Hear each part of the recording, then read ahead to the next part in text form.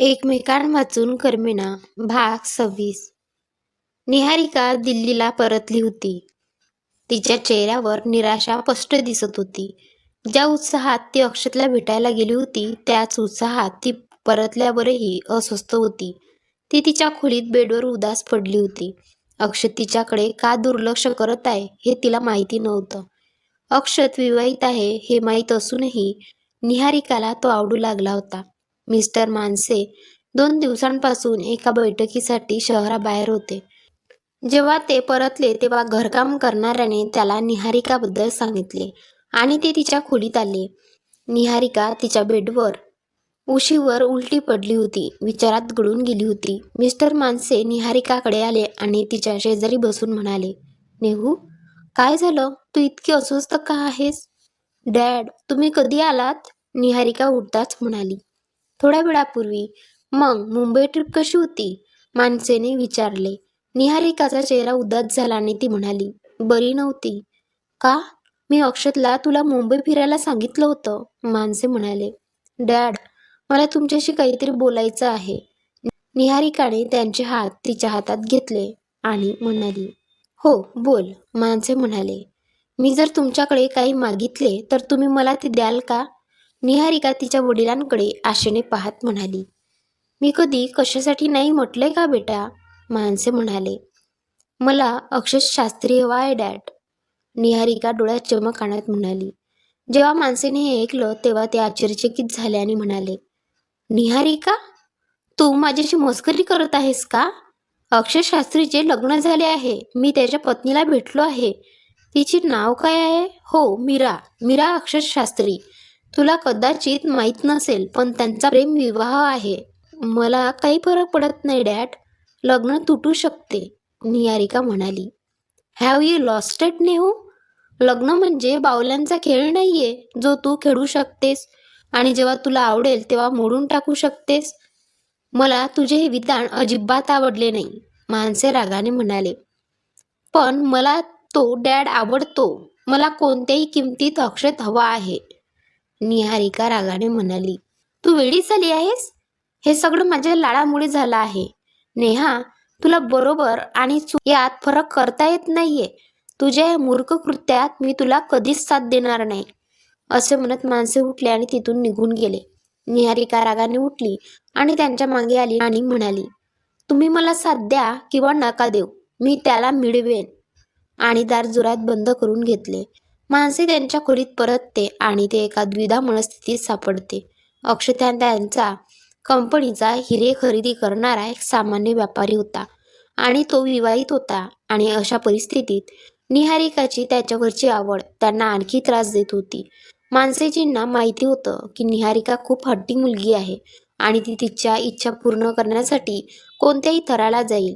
मानसे विचारात बुडालेले पाहून त्यांचे पिये त्यांच्याकडे आले आणि म्हणाले, सर, ही खूप मोठी गोष्ट आहे.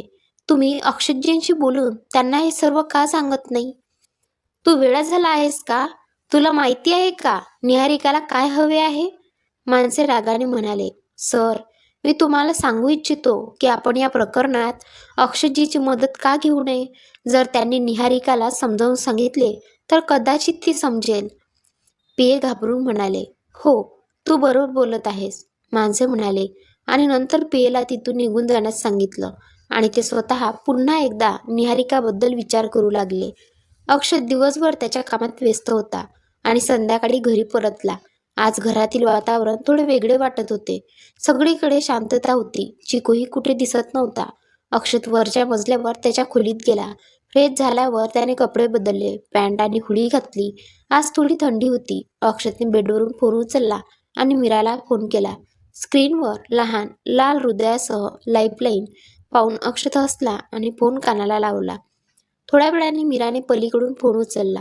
हॅलो, तुम्ही तुमच्या माहेरी गेल्याबरोबर मला विसरलास मीराजी? अक्षत मीरासारखा बोलत म्हणाला. तुम्हाला कोणी सांगितलं? मला तुमची नेहमीच आठवण येते, मीरा बोलली.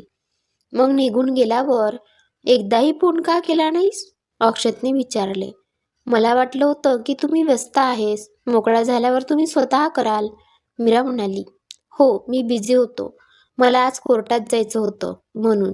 मी एका मिनिटात खोलीतून बाहेर येऊन तुझ्याशी बोलते. इथे नेटवर्क नाहीये.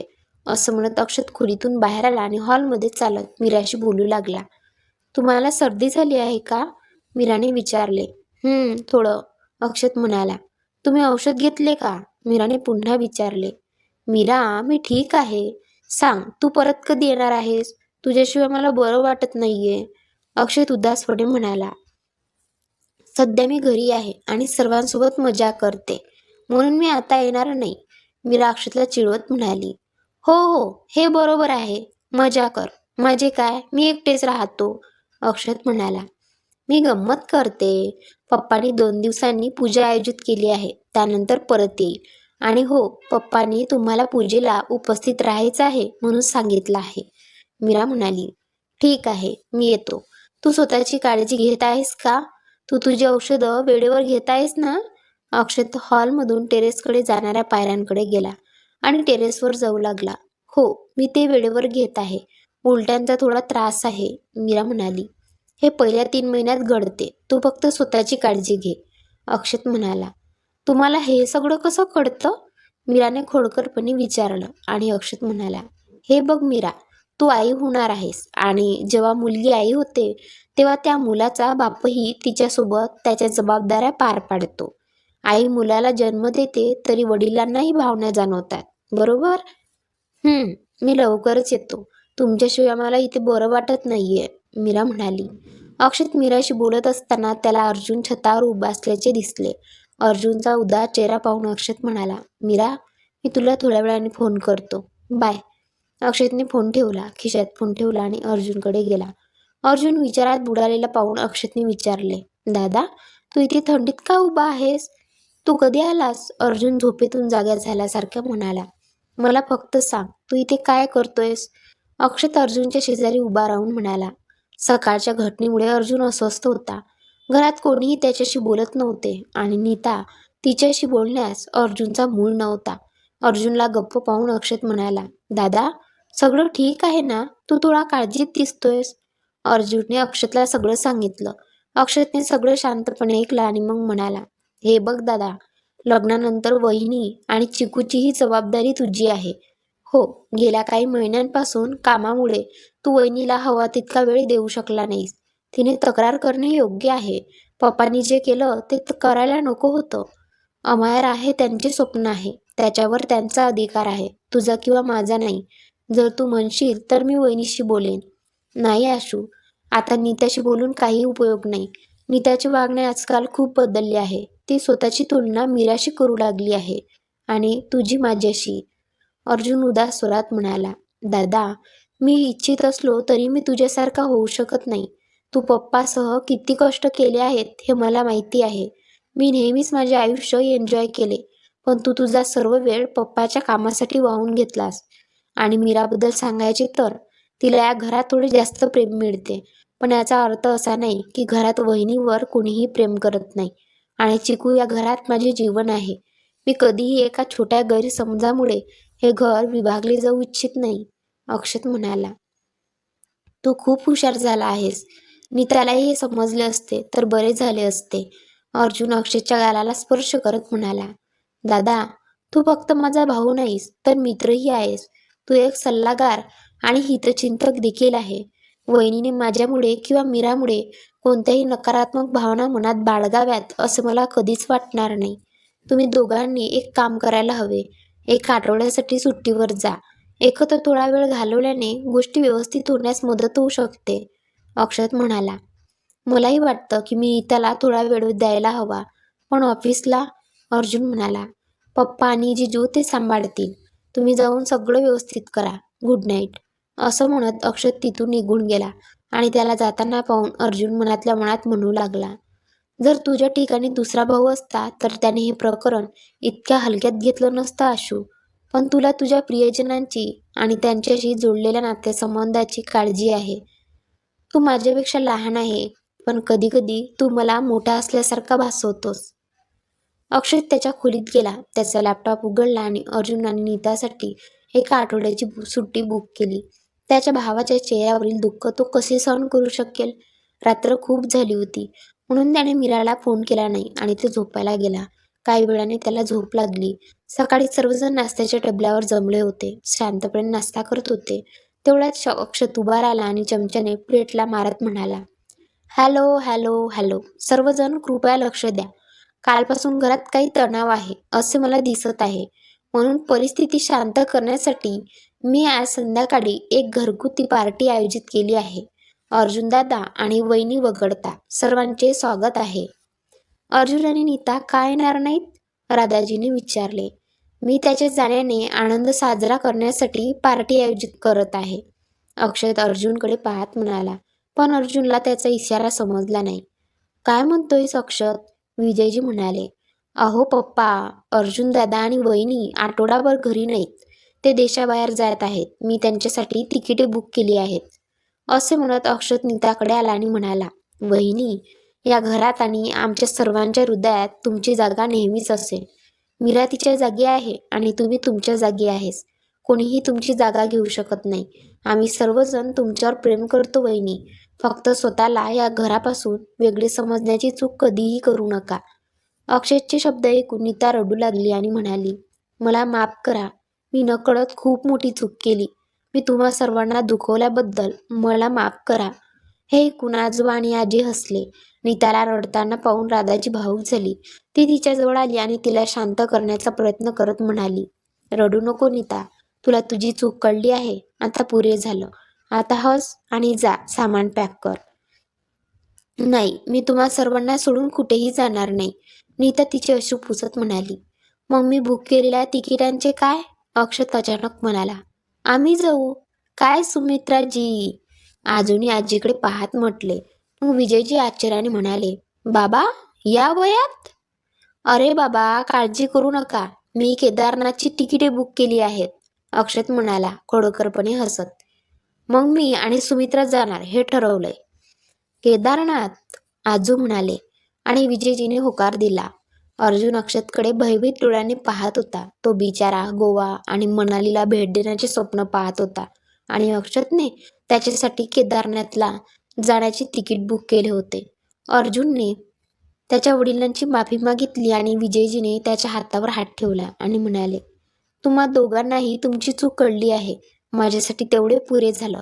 चला नाश्ता करूया. विजयजी म्हणाले आणि मग नीताकडे पाहून म्हणाले, नीता बेटा, सर्वांना नाश्ता वाढ. हो पप्पा. नीता आनंदाने म्हणाली. एक मोठा गैरसमज दूर झाला. अक्षतच्या शहाणपणामुळे घरातला तणाव कमी झाला. नाश्ता झाल्यावर अर्जुन आला आणि अक्षतचा पाठलाग करू लागला. अक्षत वरच्या मजल्यावर हॉलमध्ये पळाला. पण अर्जुनने त्याला पकडले आणि सोफ्यावर फेकले आणि म्हणाला, का रे हरामी, हा तुझा प्लॅन होता. तू मला ट्रिपच्या नावाखाली केदारनाथला पाठवत होतास. मी तुमच्यासाठी कोणतेही ट्रिप प्लॅन केलेले नाही. अक्षत कष्टाने म्हणाला. अर्जुन त्याला धरून होता म्हणून तो आवाज करू शकत नव्हता. पण जेव्हा त्याने हे ऐकले तेव्हा तो त्याला सोडून त्याच्या शेजारी बसला आणि म्हणाला, मग काल रात्री तू काय म्हणालास? ऊ ऊ ऊ. जेवताना अक्षतने समोर पडलेली पाण्याची बॉटल उचलली आणि पाणी पिऊन म्हणाला, मी तुझ्याशी बोलत असताना मी वहिनीला पायऱ्यांवर पाहिले. मला वाटलं की ती आपले संभाषण ऐकत आहे. म्हणून मी थोडा भावनिक झालो आणि ते सर्व बोललो. आजोबा आणि आजी खूप दिवस झाले कुठेही गेले नाहीत म्हणून मी त्यांच्या नावावर तिकिटे बुक केली. छान खेळलास, अर्जुन म्हणाला. दादा, वहिनीचा गैरसमज संपला आहे. तुला आणखी काय हवे आहे? राहिली गोष्ट वाटणीबद्दल, तर मी तुझ्याकडून समान वाटा घेणार आहे. अक्षत उठताच खोटकरपणे म्हणाला. अर्जुनने हे ऐकले आणि जवळची उशी उचलली आणि अक्षतकडे ते फेकत तो म्हणाला, थांब, मी तुला अर्धा वाटा देतो. अक्षत खाली वाकला आणि उशी निधीला लागली, जी तिच्या खोलीतून येत होती. मग तिघांमध्ये भांडणं सुरू झाले. राधाजी वरच्या मजल्यावर आली तेव्हा तिने पाहिले की हॉलची अवस्था वाईट होती आणि तिन्ही मुले अगदी लहानपणासारखीच भांडत होती. राधाजी आली आणि त्यांना वेगळे करत म्हणाली, अर्जुन, अक्षत आणि निधी, हे काय आहे? तुम्ही सगळे मोठे झाले आहात म्हणून आता भांडणे थांबवा. मम्मी, अर्जुन दादाने आधी सुरुवात केली, निधी म्हणाली. मग राधाजीने हस्तक्षेप केला आणि म्हणाली, अर्जुन, तू तुझ्या ऑफिसला जा आणि आशू, तुझे वडील तुला खाली बोलावत आहेत. राधाजीचे बोलणे ऐकून दोन्ही भाऊ शांतपणे निघून गेले. मग राधाजी निधीला म्हणाली, आणि तू इथे काय करतेस निधी? तू खाली नाश्त्यासाठी का आली नाहीस? आई तिच्या हनीबनीसोबत फोनवर असेल, अक्षत म्हणाला. निधीच्या डोक्यावर मारत तो निघून गेला. आई बघ दादा पुन्हा. निधी म्हणाली, त्याला सोड, माझ्यासोबत चल, मला काही काम आहे, असे म्हणत राधाजी निधीला तिच्या खोलीत घेऊन गेली.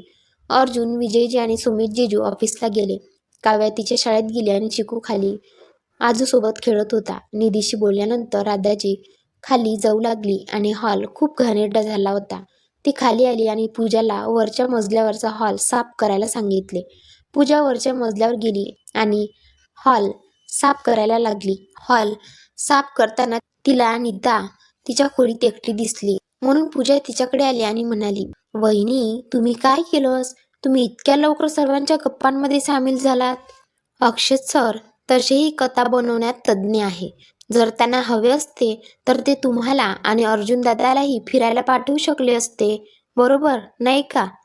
हे ऐकून नीताने पूजाकडे रागाने पाहिले आणि म्हणाली, हे बघ पूजा, तू या कुटुंबातील सदस्य नाहीस आणि तुला आमच्या कुटुंबात बोलण्याचा अधिकारही नाही. तुझे ऐकून मी आधीच आमचे घर उद्ध्वस्त करण्याची चूक केली आहे आणि मी पुन्हा असे करणार नाही. जर तू पुन्हा माझ्याशी अशी बोललीस तर मी लगेच आईला सांगेन. त्यानंतर तू या घरात राहू शकणार नाहीस. या घरात काय, या घराजवळ कुठेही राहणे तर सोडच. आता निघून जा. नीताचे कठोर शब्द ऐकून पूजा खाली आली. पूजानेच तिला हे सर्व सांगून घरात तणाव निर्माण केला होता. पूजा घाईघाईने बाहेर आली आणि चालत जाताना तिचा ब्लूटूथ फोन लावला. तिने ज्याला फोन केला होता तो बंद होता. निराश होऊन ती तिच्या खोलीत परत गेली. दुपारी आजी आजोबा केदारनाथला निघाले. अक्षतने त्यांना विमानतळावर सोडले आणि परतला. त्याला काही पैशांची गरज होती, म्हणून तो परत येताना ATM वर थांबला. पैसे काढत असताना अक्षतला पूजासारखी दिसणारी एक मुलगी दिसली. अक्षत तिच्या मागे गेला, पण ती गर्दीत गायब झाली. ती गेल्यानंतर अक्षत म्हणाला, मला वाटतं ती पूजा नाही. नाही, ते असू शकत नाही. अक्षत घरी परतला. पहिल्या दिवसापासूनच त्याला पूजाबद्दल नकारात्मक भावना होत्या, पण मीराच्या आनंदासाठी त्याने तिला आपल्या घरात ठेवले. पूजा लॉनमधील झाडांना पाणी घालण्यात व्यस्त होती. अक्षत शांतपणे तिच्या खोलीत गेला आणि शोधू लागला, पण त्याला काहीही सापडले नाही. निघताना अक्षतची नजर तिथे ठेवलेल्या कचऱ्याच्या डब्यावर पडली. जेव्हा त्याने ते उलटले तेव्हा काही कचरा बाहेर पडला, ज्यामध्ये अनेक तुटलेले सिम कार्ड होते. अक्षतला हे विचित्र वाटले. तो त्या तुटलेल्या सिमकडे पाहण्यापूर्वीच त्याला कोणीतरी येण्याचा आवाज ऐकू आला आणि अक्षत दारामागे लपला. पूजा आत येताच अक्षत लगेच निघून गेला. अक्षत आत येऊन वरच्या मजल्यावर जाऊ लागला तेव्हा राधाजीने हाक मारली, आशू जेवायला ये. मी नंतर जेवीन आई. अक्षत म्हणाला, तू नंतर अजिबात जेवणार नाहीस, ये. राधाजी म्हणाली आणि अक्षत येऊन बसला. राधाजीने त्याला जेवण वाढले. जेवताना अक्षत पूजाबद्दल विचार करू लागला. त्याला ती आधीच विचित्र वाटली होती आणि आता तुटलेले सिम कार्ड पाहून अक्षतचा संशय आणखी बळावला. थोड्या वेळाने पूजा तिचे कपडे घेऊन आत आली आणि अक्षतने विचारले, पूजा तू आज डेस्टिनी रोडला गेली होतीस का? प्रश्न विचारल्यानंतर अक्षत तिच्या चेहऱ्यावरील हावभावांकडे पाहू लागला, जे वेगाने बदलत होते आणि पूजा अडखळत्या आवाजात म्हणाली, नाही नाही सर, मी तिथे का जाऊ? ठीक आहे, तू जा, अक्षत म्हणाला. जेवण उरकले आणि त्याच्या खोलीत गेला. संध्याकाळी सर्वजण घरी होते, म्हणून अक्षतने बाहेरून जेवण ऑर्डर केले. आज त्याला फक्त त्याच्या कुटुंबासोबत आनंद साजरा करायचा होता. तोही आनंदी होता. सर्वजण हॉलमध्ये बसले होते, गप्पा मारत होते. तेवढ्यात पूजा उठून बाहेर गेली. तिने कानातले ब्लूटूथ चालू केले आणि पलीकडून आवाज आला, काय चाललंय? मॅडम, काहीतरी गडबड आहे. मला वाटत होतं की नीता या घरात भांडण करेल आणि ती वेगळे होतील, पण अक्षत आला आणि सगळं उद्ध्वस्त केलं. पूजा म्हणाली, अक्षत is a such a darling. मी त्याच्या याच स्टाईलवर वेडी आहे. पलीकडून आवाज आला, मला वाटतंय अक्षतला माझ्यावर संशय आलाय. मी आज काही कामासाठी बाहेर गेली होते आणि त्याने मला पाहिलं. पूजा म्हणाली, तू मूर्ख आहेस का? मी तुला काहीही करू नकोस असं सांगितलं होतं. एक, शक्य तितक्या लवकर तिथून निघून जा. तू माझा प्लॅन खराब करावा असं मला वाटत नाही. दुसऱ्या बाजूला असलेली मुलगी रागाने म्हणाली, पण माझे पैसे? पूजा म्हणाली, उद्या सकाळी 7 वाजता तुला एक माणूस भेटेल, जो तुला पैसे आणि ट्रेनचे तिकीट देईल. ते घे आणि तिथून निघून जा. दुसऱ्या टोकावरील मुलीने म्हटले आणि फोन ठेवला. पूजा निघण्यासाठी वळली तेव्हा अक्षत तिच्या मागे उभा होता. अक्षतला पाहून पूजाचा चेहरा फिका पडला. अक्षतने मोजक्या स्वरात विचारले, तू कोणाशी बोलत होतीस? नाही नाही, कोणाशीही नाही, पूजा अडखळत म्हणाली. अक्षत तिच्या थोडे जवळ आला आणि तिच्या कानातून ब्लूटूथ काढत म्हणाला, तुझ्याकडे जेवायला पैसे नव्हते, मग एवढं महागडं उपकरण कुठून आलं? पूजाकडे काहीच उत्तर नव्हतं. तिला गप्प पाहून अक्षत म्हणाला, हे बघ पूजा, मी तुला आधीच ओळखतो. तू मला सत्य सांगितलंस तर बरं होईल. जर मी तुला पोलिसांच्या स्वाधीन केलं तर तुला त्यांच्या पद्धतीने सत्य सांगायला लावतील. अक्षतचे म्हणणे ऐकून पूजा घाबरली आणि म्हणाली, सर, या सगळ्यात माझी चूक नाहीये. मला अडकवण्यात आले आहे. मला एक खाजगी नंबरवरून फोन येतो आणि ती म्हणते की मी तिचे काम केले तर ती मला पैसे देईल. कसलं काम? अक्षतच्या भुवया उंचावल्या. मला मीराला मारण्यासाठी त्या पाठवण्यात आला आहे, पूजा म्हणाली. हे ऐकताच अक्षयचे हृदय क्षणभर थक्क झाले आणि त्याच्या चेहऱ्यावर राग पसरला. तो हळू आवाजात म्हणाला, कोणी? मला काहीच माहित नाही सर. देवाची शपथ घेऊन सांगतो. मी त्यांना कधीच भेटलेली नाही. मी फक्त त्यांच्याशी फोनवर बोलली आहे, पूजा घाबरून म्हणाली. नंबर दे त्याचा, अक्षत म्हणाला. सर, नंबर नाहीये. हा एक खाजगी नंबर आहे. कृपा करून सर, मला पोलिसांच्या स्वाधीन करू नका. माझे आयुष्य उद्ध्वस्त होईल, पूजाने विनवणी केली. आणि तू काय करतेस? मीराने तुझे काय नुकसान केले आहे? ती मुलगी जी तुला मदत करू इच्छित होती, जिने तुला या घरात आणले होते, तिला मारण्याचा विचार तू केलास? अक्षत रागाने म्हणाला. मी असहाय्य होते सर. मला पैशांची नितांत गरज होती आणि दुसरा पर्याय नव्हता. कृपया मला माफ करा सर, पूजा रडत म्हणाली. अक्षतला तिच्या डोळ्यात असहाय्यता आणि तिच्या शब्दात सत्य दिसत होते. थोडा वेळ विचार करून तो म्हणाला, तू त्या व्यक्तीशी शेवटचे काय संभाषण केले होते? तो म्हणाला की उद्या सकाळी 7 वाजता एक माणूस मला भेटेल आणि माझे पैसे देईल. त्याने मला इथून निघून जाण्यास सांगितले. पूजा तिचे अश्रू पुसत म्हणाली, ठीक आहे, मी उद्या तुझ्यासोबत जाईन आणि जर तू काही हुशारी करण्याचा प्रयत्न केलास तर माझ्यापेक्षा कोणीही वाईट नसेल, अक्षतने पूजाला इशारा देताना म्हटले आणि तिचे ब्लूटूथ स्वतःकडे ठेवले. पूजा गेल्यानंतर अक्षतने त्याचे हात त्याच्या चेहऱ्यावर फिरवले आणि केसांमधून काढले आणि म्हणाला, तू कोणीही असशील, मी तुला शोधून काढेन. आशू तिथे काय करत आहे? आत ये. अर्जुनने हाक मारली आणि अक्षत परत आत आला. तो आता घाबरला होता. मीराचा विचार करत होता. तो कोण आहे आणि त्याला मीराला का मारायचे आहे? अक्षत थोडा वेळ कुटुंबासोबत राहिला आणि नंतर वरच्या मजल्यावर त्याच्या खोलीत गेला. पूजाबद्दलचे विचार अजूनही त्याच्या मनात होते. तो घरी सर्वांना याबद्दल बोलून नाराज करू इच्छित नव्हता. तसेच तो मीराला पूजाबद्दल सांगू इच्छित नव्हता. जर त्याने तसे केले तर मीराचा तिला मदत करण्यासाठी कोणावरही असलेला विश्वास तुटू शकतो. अक्षतचे मन डळमळीत होऊ लागले म्हणून त्याने मीराला फोन केला. 2 रिंग वाजल्यानंतर मीराने फोन उचलला आणि म्हणाली, हॅलो. अक्षत काहीच बोलला नाही, पण मीराला त्याचा श्वास ऐकू येत होता. अक्षत शांत असल्याचे पाहून मीराला समजले की तो नक्कीच काहीतरी अडचणीत आहे, म्हणून तिने गोड स्वरात म्हटले, तुम्ही ठीक आहेस ना मीरा? अक्षत त्याच्या थंड आवाजात म्हणाला, हो बोला, काय झालं? आज तुम्ही थोडे अस्वस्थ दिसतेस. सगळं ठीक आहे ना? मीरा काळजी करू लागली. घरी तुझी कमतरता भासत आहे. मी जिथे जाते तिथे सगळे असतात, पण तू तिथे नसते. मला तुझी आठवण येते. मला तुझी खूप आठवण येते, अक्षत खिन्नपणे म्हणाला. अक्षतजी, मी नेहमीच तुमच्यासोबत आहे. जर तुम्ही म्हणाल तर मी उद्याच परत येईन, मीरा म्हणाली. मीरा, अक्षत म्हणाला. हो, मीरा म्हणाली. माझ्यासाठी काहीतरी गाशील का? अक्षत म्हणाला. मीरा म्हणाली आणि अक्षत बेडवर फोन कानाला लावून झोपला. मीरा दुसऱ्या बाजूने गुणगुणू लागली. आँख हूँ मैं तुम, ख्वाब हो मेरे, उलझे सवालों का जवाब हो मेरे, तुझे से जुदा रहना गवारा नहीं, पूरी हूँ मैं तुम साथ हो मेरे, सांसों में सांसें घुलने लगे, एक दूजे से हम ये कहने लगे, मेरी बाहों को तेरी सांसों की आदत है, हाँ ये मोहब्बत है, ये मोहब्बत है. मीराने गाणे थांबवताच तिला फक्त अक्षतचा श्वास ऐकू येत होता. अक्षत झोपी गेला आणि मीराने हसून फोन ठेवला. आता पूजाचं प्रकरण आटोपलं आहे. आता निहारिका काय गोंधळ घालते ते पाहूया आणि निहारिकाचं पण प्रकरण अक्षत कसा निपटतोय ते जाणून घेण्यासाठी पाहत राहा एकमेकांवाचून करमेना. आणि आपलं चॅनल सबस्क्राईब केलं नसेल तर चॅनलला नक्की सबस्क्राईब करा आणि भरपूर भरपूर कमेंट करत जा. तुमच्या कमेंट्स भरपूरच कमी येत आहेत. धन्यवाद.